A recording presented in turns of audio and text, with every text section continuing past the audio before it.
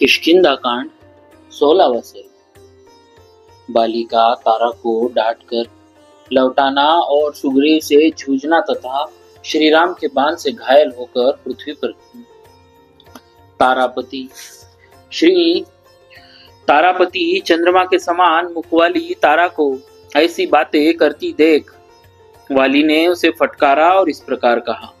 वराना ने इस गरजते हुए भाई की जो विशेषता मेरा शत्रु है, यह उत्तेजनापूर्ण चेष्टा मैं किस कारण से सहन करूंगा।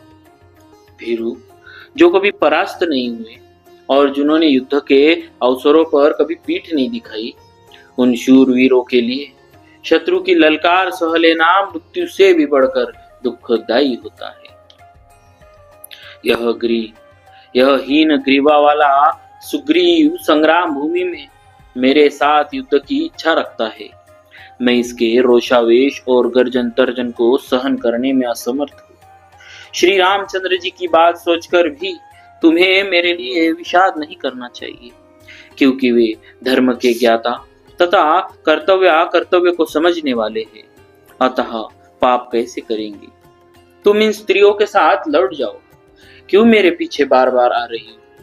तुमने मेरे प्रति अपना स्नेह दिखाया, भक्ति का भी परिचय दे दिया। अब जाओ, घबराहट छोड़ो।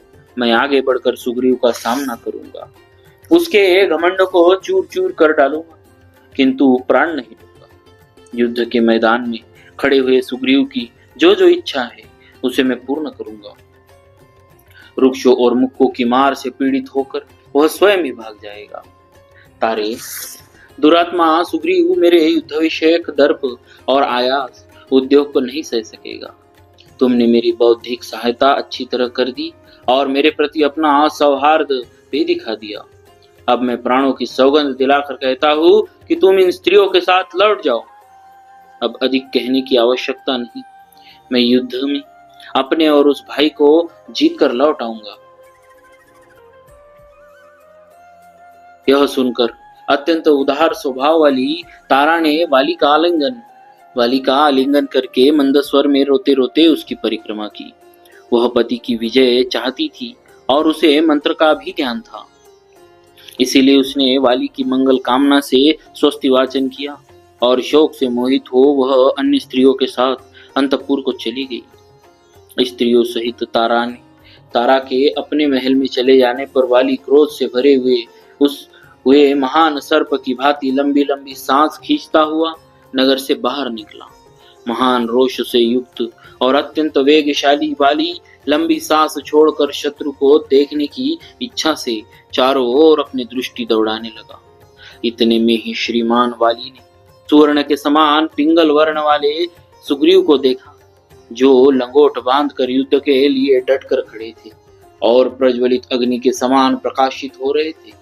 सुग्रीव को खड़ा देख महाबाहु वाली अत्यंत कुपित हो उठा। उसने अपना लंगोट भी दृढ़ता के साथ बांध लिया। लंगोट को मजबूती के साथ कसकर पराक्रमी वाली प्रहार का अवसर देखता हुआ मुक्का तान कर सुग्रीव की ओर चला। सुग्रीव भी सुवर्ण मालाधारी वाली के उद्देश्य से बंधा हुआ मुक्का ताने बड़े आवेश के साथ उसकी ओर बढ़ा। युद्ध कला के पंडित महावेगशाली सुग्रीव को अपनी ओर आते देख वाली की आंखें क्रोध से लाल हो गई और वह इस प्रकार बोला। सुग्रीव, देख ले, यह बड़ा भारी मुक्का खूब कसकर बंधा हुआ है। इसमें सारी अंगुलियां सुनियंत्रित रूप से परस्पर सटी हुई है। मेरे द्वारा वेग पूर्वक चलाया हुआ यह मुक्का तेरे प्राण लेकर ही जाएगा। वाली के ऐसा कहने पर सुग्रीव क्रोध पूर्वक उससे बोले, मेरा यह मुक्का भी तेरे प्राण लेने के लिए तेरे मस्तक पर गिरे। इतने में ही वाली ने वेग पूर्वक आक्रमण करके सुग्रीव पर मुक्के का प्रहार किया। उस चोट से घायल हुए कुपित हुए सुग्रीव झरणों से युक्त पर्वत की भांति मुंह से रक्त वमन करने लगे। तत्पश्चात सुग्रीव ने भी निशंक होकर बलपूर्वक एक साल वृक्ष को उखाड़ लिया और उसे वाली के शरीर पर दे मारा, मानो इंद्र ने किसी विशाल पर्वत पर वज्र का प्रहार किया हो। उस वृक्ष की चोट से वाली के शरीर में घाव हो गया उस आघात से विवल हुआ वाली व्यापारियों के समूह के चढ़ने से भारी भार के द्वारा दबकर समुद्र में डगमगाती हुई नौका के समान कांपने लगा। उन दोनों भाइयों का बल और पराक्रम भयंकर था। दोनों के ही वेग गरुड़ के समान थे। वे दोनों भयंकर रूप धारण करके बड़े जोर से जूझ रहे थे और पूर्णिमा के आकाश में चंद्रमा और सूर्य के समान दिखाई देते थे। वे शत्रुसूदन वीर अपने विपक्षी को मार डालने की इच्छा से एक दूसरे की दुर्बलता ढूंढ रहे, परंतु उस युद्ध में बल विक्रम संपन्न वाली बढ़ने लगा और महापराक्रमी सूर्यपुत्र सुग्रीव की शक्ति क्षीण होने लगी। वाली ने सुग्रीव का घमंड चूर कर दिया। उनका पराक्रम मंद पड़ने लगा। तब वाली के प्रति अमर्ष में भरे हुए सुग्रीव ने श्री रामचंद्र जी को अपनी अवस्था का लक्ष्य कराया। इसके बाद डालियों सहित वृक्षों, पर्वतों के शिखरों, वज्र के समान भयंकर नखों, मुक्कों, घुटनों, लातों और हाथों की मार से उन दोनों में इंद्र और वृत्तासुर की भांति भयंकर संग्राम होने लगा। वे दोनों वनचारी वानर लहूलुहान होकर लड़ रहे थे और दो बादलों की तरह अत्यंत भयंकर गर्जना करते हुए एक दूसरे को डांट रहे थे। श्री रघुनाथ जी ने देखा वानर राज सुग्रीव कमजोर पड़ रहे हैं और बारंबार इधर उधर दृष्टि दौड़ा रहे हैं। वानर राज को पीड़ित देख महातेजस्वी श्री राम ने वाली के वध की इच्छा से अपने बाण पर दृष्टिपात किया। उन्होंने अपने धनुष पर विषधर सर्प के समान भयंकर बाण रखा और उसे जोर से खींचा, मानो यमराज ने काल चक्र उठा लिया। उसकी प्रत्यंचा की टंकार ध्वनि से भयभीत हो बड़े बड़े पक्षी और मृग भाग खड़े हुए। वे प्रलय काल के समय मोहित हुए जीवों के समान किंग कर्तव्य विमूढ़ हो गए।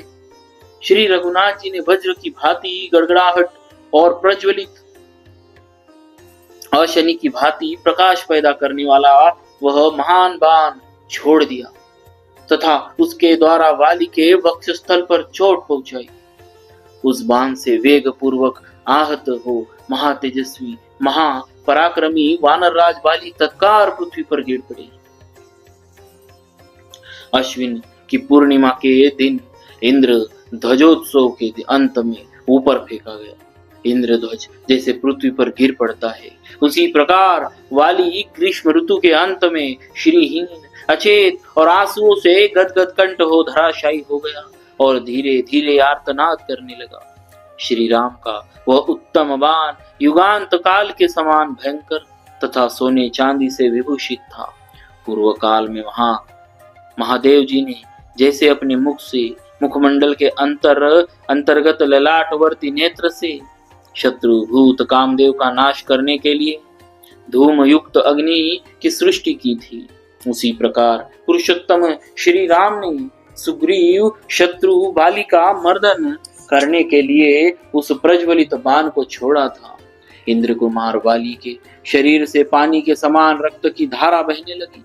वह उससे नहा गया और अचेत हो वायु के उखाड़े हुए पुष्पित अशोक वृक्ष एवं आकाश से नीचे गिरे हुए इंद्रध्वज के समान सम्रांगण में पृथ्वी पर गिर पड़ा।